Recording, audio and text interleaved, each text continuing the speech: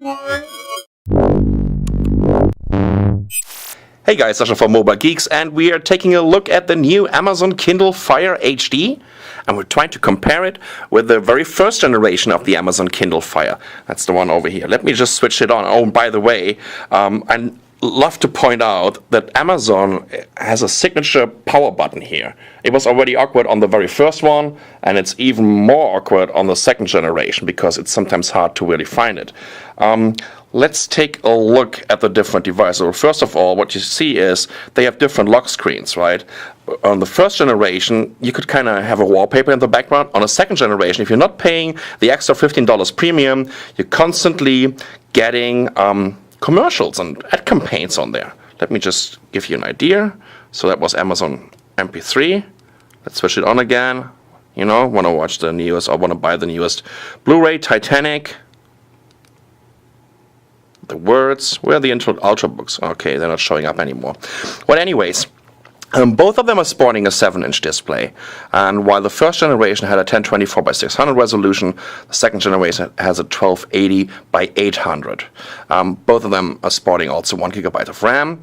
But this one comes with a TI OMIP 4460 1.2 gigahertz dual core, while the first generation has a 4430 1.2 gigahertz.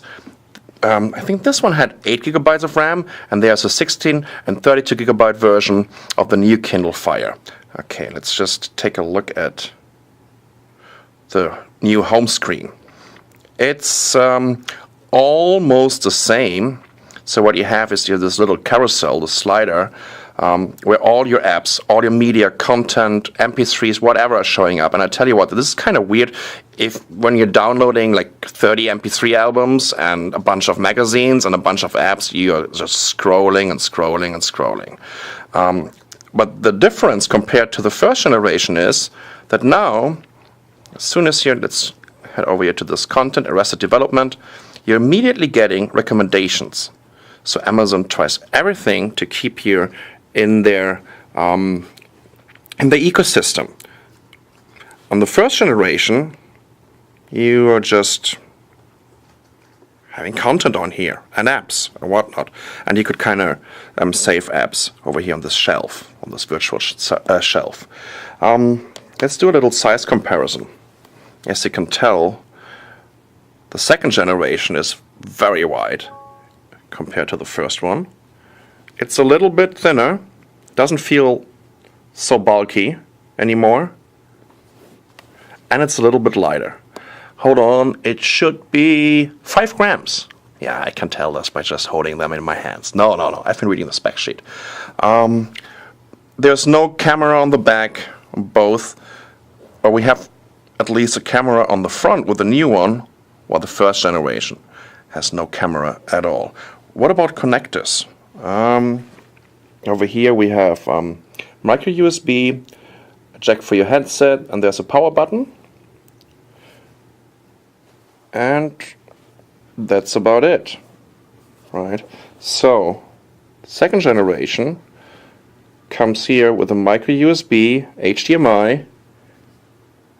We have a volume control finally. Here's a power button and a jack for your headset. What I also like about the second generation, not only that it just feels better in your hands, even though it's bigger, they have some fantastic stereo speakers. Trust me, these are the best stereo speakers that are available on the tablet market.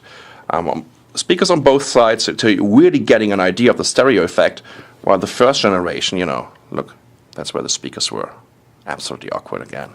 So if you're asking me if you should upgrade, when you're already an Amazon Prime customer, I think the Amazon Kindle Fire is a fantastic device because this is all about content. It's an electronic shopping window.